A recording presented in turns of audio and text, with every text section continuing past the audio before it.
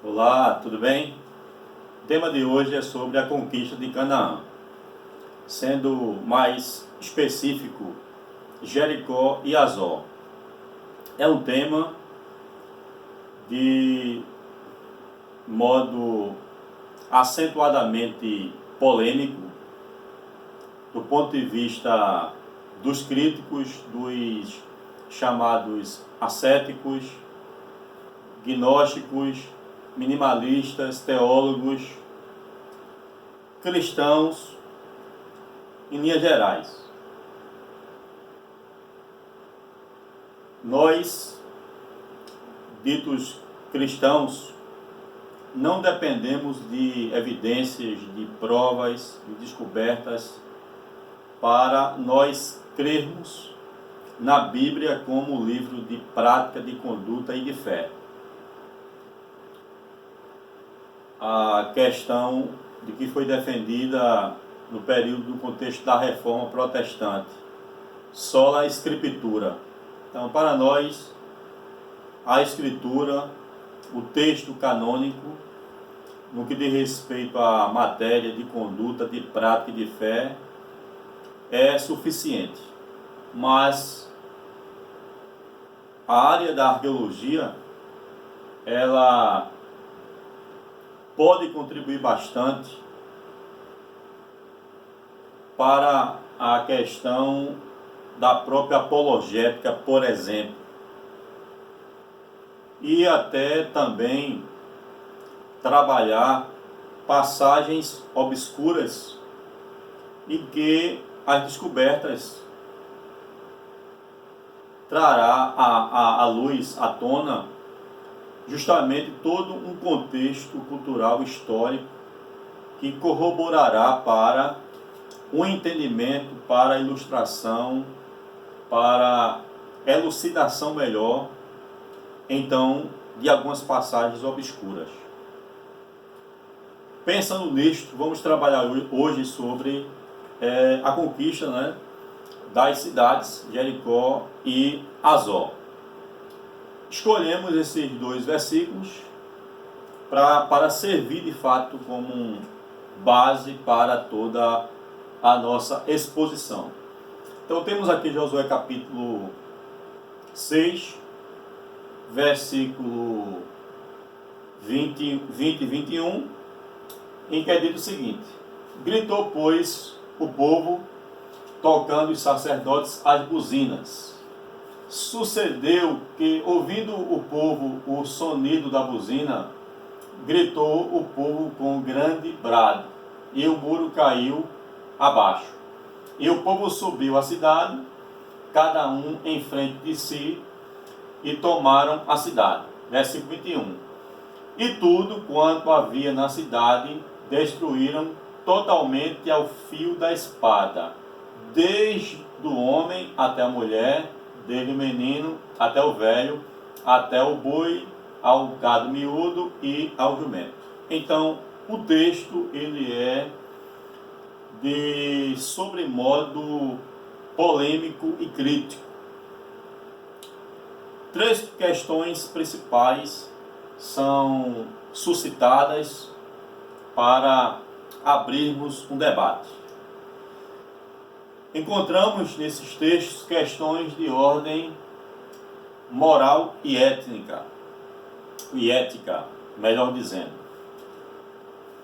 No capítulo 2 de Josué, é dito que a prostituta Raabe, ela esconde, né, os dois homens que foram enviados por Josué para então observar a terra.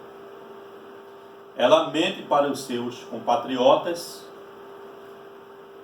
E aí daí vem a pergunta, né? Porque os hebreus só conseguiram de fato, né, invadir com êxito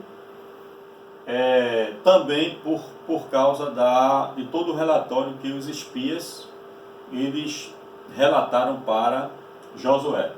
Então a pergunta é a seguinte, né? Raabe, a prostituta, para os seus compatriotas, ela seria uma heroína ou uma vilã? tendo em vista que ela traiu os seus patrícios.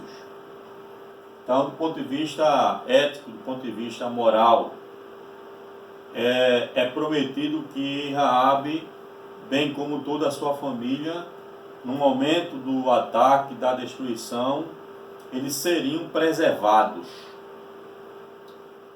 O texto não sugere um endosso à mentira ou à prática de Raabe, como se Deus estivesse, então, chancelando, aprovando sua mentira ou suas práticas. Mas, por vezes, isto pode, de fato, vir a alguma mente questionadora. Segunda questão de ordem geográfica. É levantado um debate de que qual seria a necessidade de Jericó ter sido então atacada. E ainda na questão de Jericó, se Jericó de fato foi mesmo atacada, visto que iremos ver posteriormente que haverá um desentendimento, uma discordância entre os arqueólogos John Garistein e Kathleen Kenyon.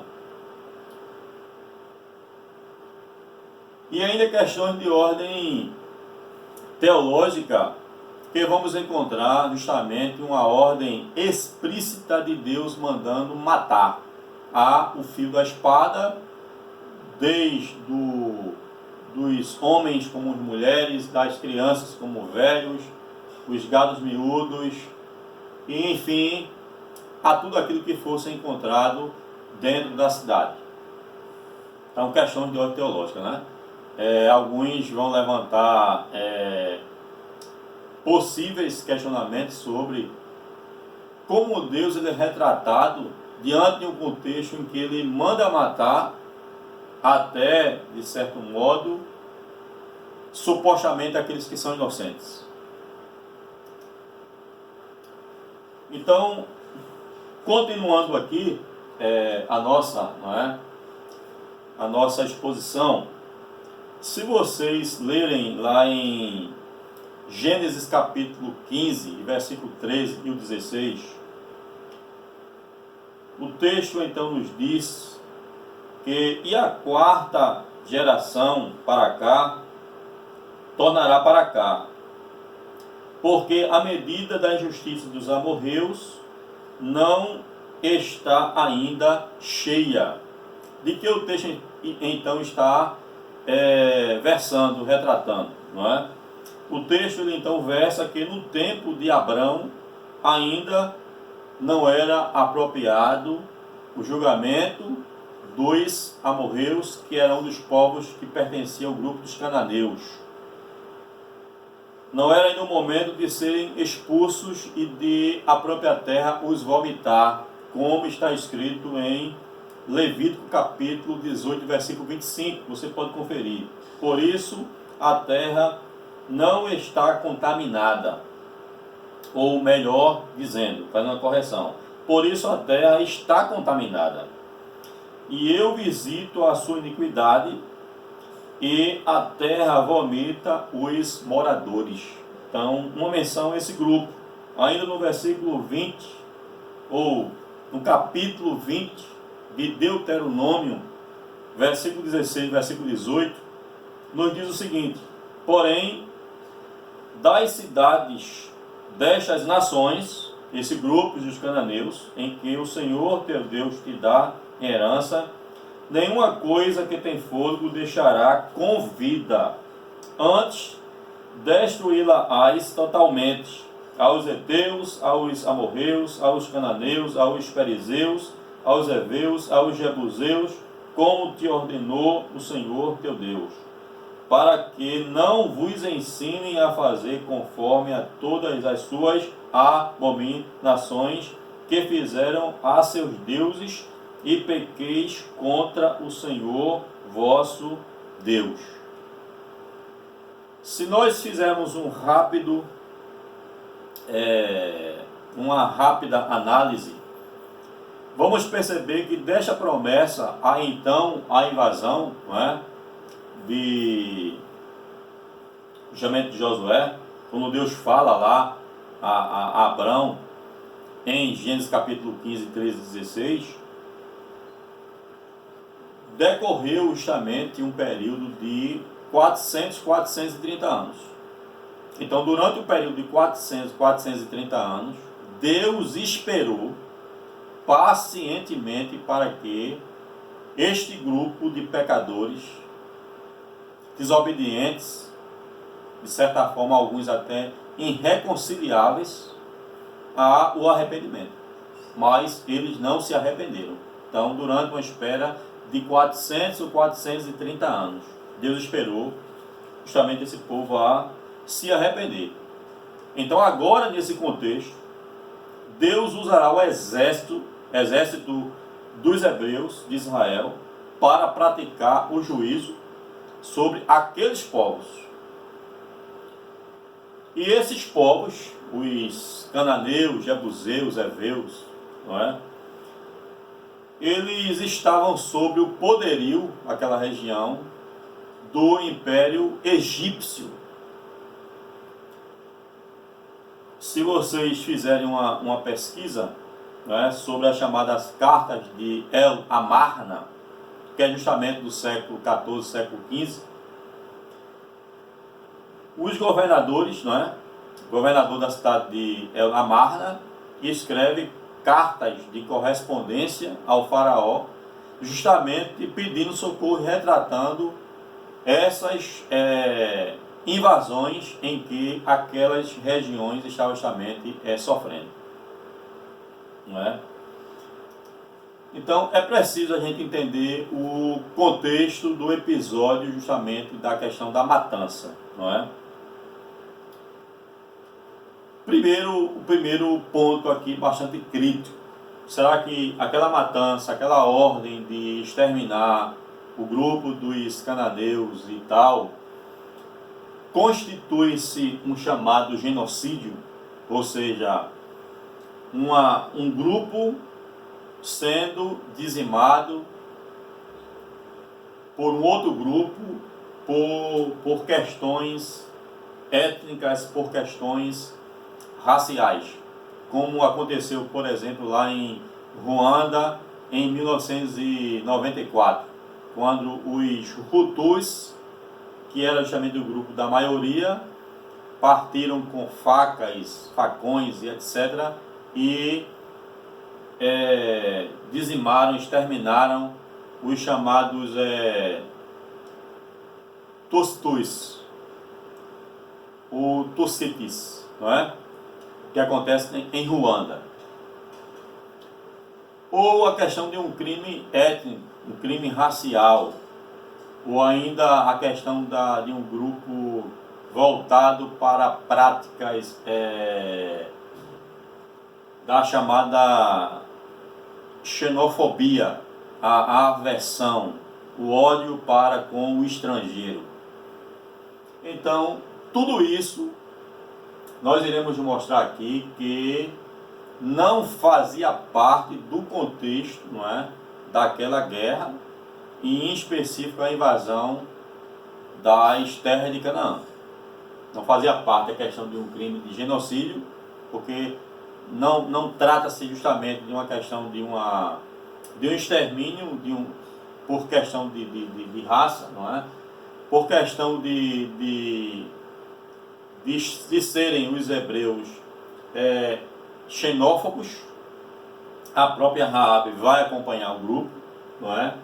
É dito no capítulo 12, 37, ou 13, 37 de Êxodo, que um grupo misto de gente, né, de estrangeiros, também seguiu o grupo dos hebreus lá no Êxodo do Egito.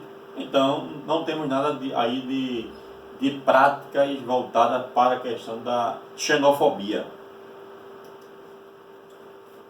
Deus é um Deus israelita que julga outros povos. Então, por Deus ser o Deus dos israelitas, dos hebreus, então por isso ele está julgando outros povos. Ele não é o Deus de outros povos, não é? esse questionamento também não tem nenhuma base, porque o próprio Deus vai julgar o próprio povo hebreu, o próprio povo israelita. Basta analisarmos os cativeiros. O cativeiro que vai justamente destruir o Reino Norte em 722, através do Império Assírio. O cativeiro do Reino Sul, através de Nabucodonosor, em 585, 586, que vai levar para a Babilônia, o Reino Sul, destrói o Reino Sul. Então é o próprio Deus julgando o próprio povo hebreu, o próprio povo de Israel. Então não temos essa concepção de Deus ser um Deus israelita. Deus é o Deus de todos os povos, de toda a terra. E entender, sobretudo, que esse contexto de Josué é uma alusão, de fato, a um cenário de guerra. Então é preciso entender que era até uma forma de sobrevivência, visto que aquelas terras não havia uma variedade, uma proporção de terras férteis cultiváveis, com recursos hídricos, água. Então havia naquele período bastante guerra, também em virtude de toda essa questão da chamada sobrevivência. Não era uma guerra do ponto de vista contemporâneo, que a guerra hoje se investe muito em guerra, principalmente por fatores políticos e econômicos. Ninguém investe em guerra nos nossos dias sem ter interesses, por trás de todo investimento de armamento, de exército, como se diz, de graça. Há interesses políticos e econômicos. Mas a guerra desse contexto aqui, não tinha essa concepção econômica e nem tampouco política. Nós vamos de fato aqui analisar que a própria ordem dada pelo Deus Deus Yahvé, pelo Eterno, é que invadisse, destruísse e queimasse. Só o que serviria, o que seria guardado para usos posteriormente sagrados seria a prata e o ouro. Mas as demais coisas seriam justamente destruídas. Então, contexto de guerra, É preciso também entender, as práticas dos cananeus. Então, os cananeus, eles tinham práticas diversas e inaceitáveis. Mencionaria aqui algumas das práticas. Por exemplo, a questão do sacrifício de crianças. Os crânios das crianças, as crianças de fato eram mortas e seus crânios eram colocados nos alicerces das casas, e as casas eram de fato, as paredes eram construídas, em cima dos crânios dessas crianças. O sacrifício infantil também envolvia essas práticas. Poderia ainda aqui estar mencionando as chamadas orgias ritualísticas, que envolvia nos contextos sazonais, jovens e adolescentes eram violentadas e mortas por sacerdotes pagãos, somente para garantir a chamada fertilidade da terra. Isso era praticado em Canaã. Chamada bestialidade, sexo com animais, adultérios. O escritor Paul Copan, no livro Deus é um Monstro Moral, ele registra um fragmento que versa o seguinte: os atos sexuais dos deuses e deusas eram imitados pelos cananeus como uma espécie de ato mágico. Quanto mais sexo nos lugares altos cananeus, mais isto estimularia o deus da fertilidade, Baal, com a sua consorte Anate, o que significaria mais sêmen, ou seja, mais chuva produzido para regar a terra. Então, eram aberrações que eram praticadas, não é?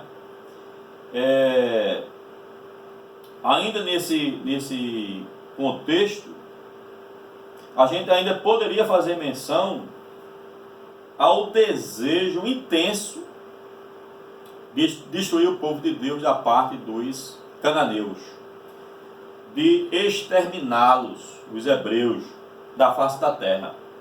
A Anate era uma deusa da guerra e que se banhava, se deliciava com o derramamento de sangue. Então, é desse contexto que nós aqui estamos justamente falando.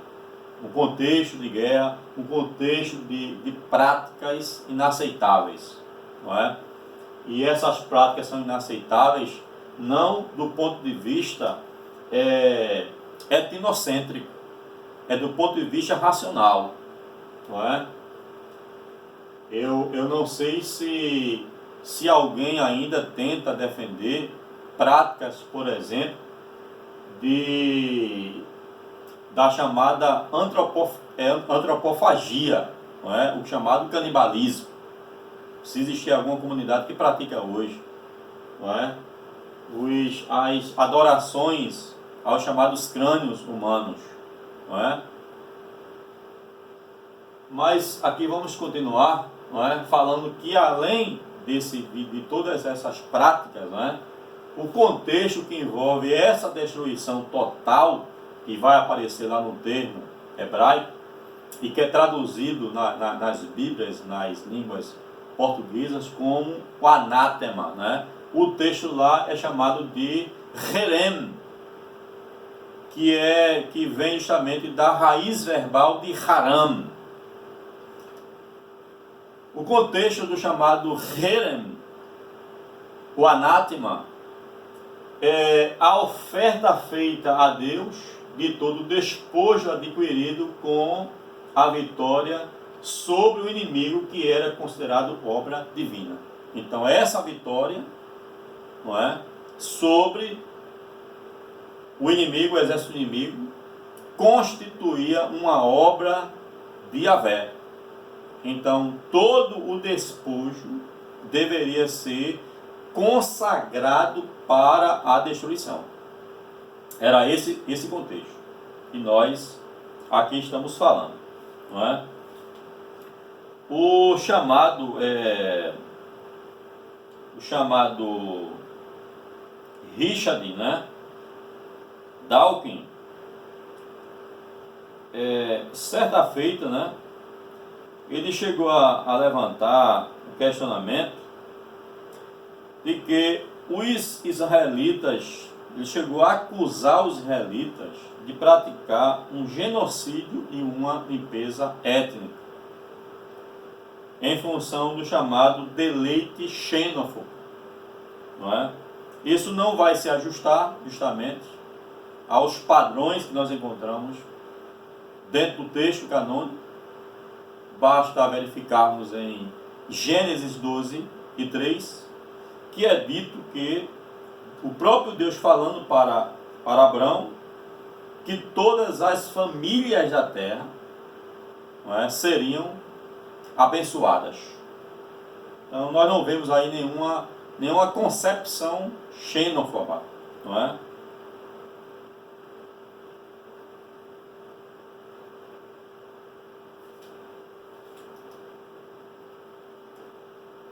O versículo que nós encontramos lá no início da aula, sobre a questão de entrar e matar o fio da espada a homens, a mulheres, a jovens, a velhos, a animais pequenos, animais grandes, não é?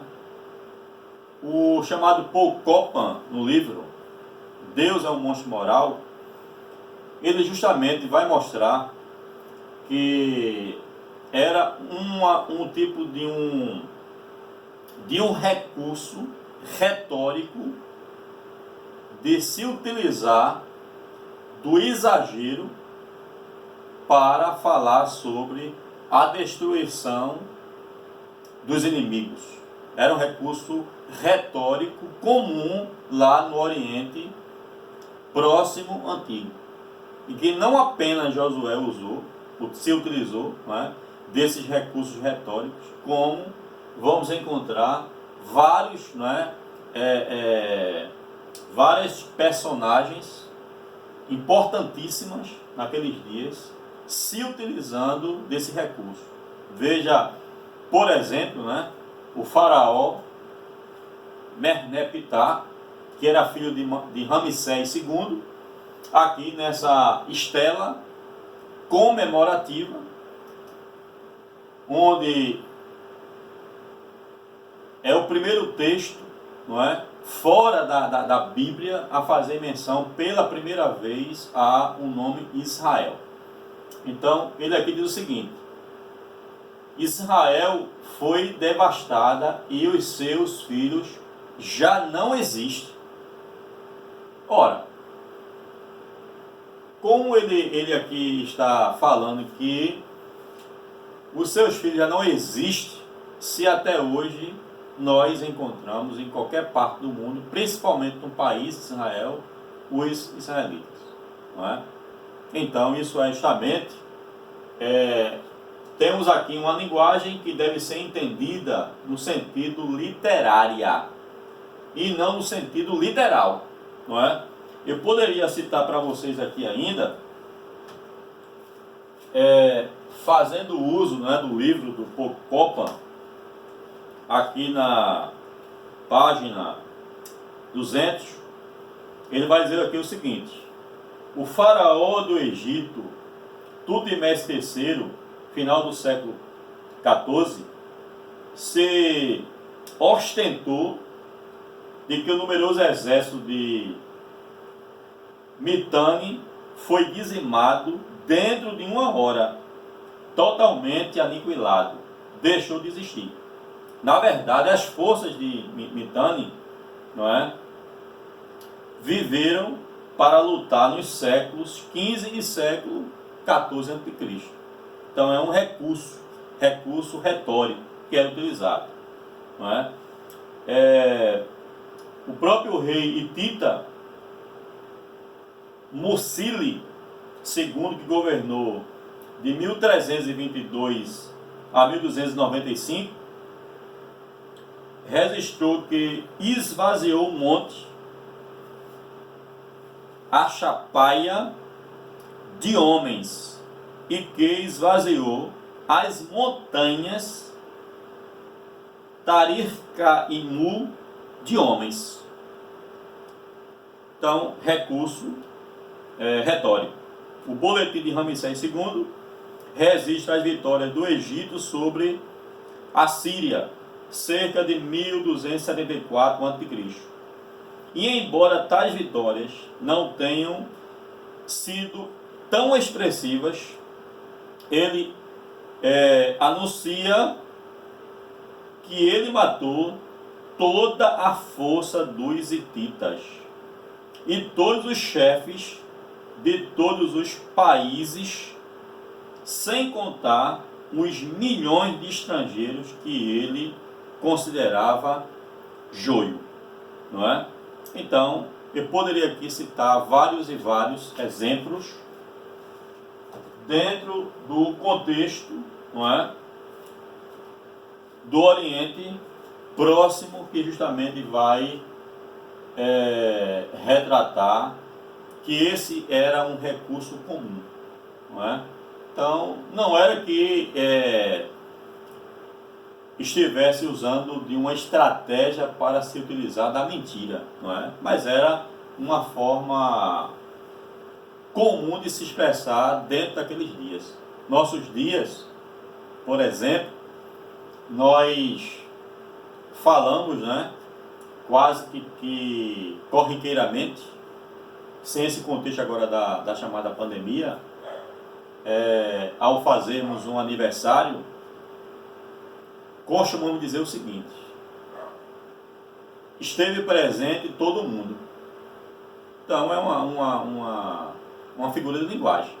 Não é que todo mundo estivesse presente no aniversário. É uma forma de nós estarmos nos expressando. Não é? Aqui nós temos a forma que foi da escrita, né, da Estela, os chamados hieróglifos. E agora vamos falar de uma forma bastante objetiva sobre as chamadas controvérsias da conquista, as teorias sobre a conquista, não é? Que vai justamente mostrar o ponto de vista dos primeiros arqueólogos, a chamada Kathleen Kenyon, que mais tempo pesquisou no sítio arqueológico de